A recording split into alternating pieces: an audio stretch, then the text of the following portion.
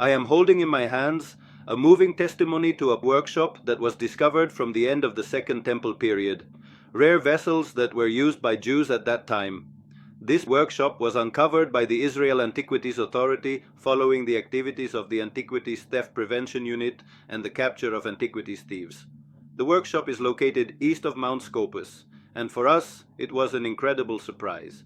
The stone vessels were used by the Jewish population at the end of the Second Temple period, when Jews were extremely meticulous about the laws of ritual purity and impurity, following the well-known saying, "A breach of purity in Israel." The stone vessel I am holding right now, according to Jewish law, does not transmit impurity. We found hundreds of fragments of stone vessels made on a lathe using relatively advanced technology for the Second Temple period. In total, only 4 or 5 such workshops from the Roman period have been discovered in Israel, and these workshops actually teach us about the Jewish population spreading throughout the region. Here we have an amazing discovery, a new workshop with a great many vessels. We invite everyone to come and see this discovery at a new exhibition on antiquities theft at the National Campus for the Archaeology of Israel in Jerusalem.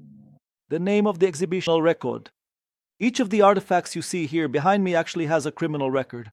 It was stolen, seized, or looted from some archaeological site, either in Israel or abroad.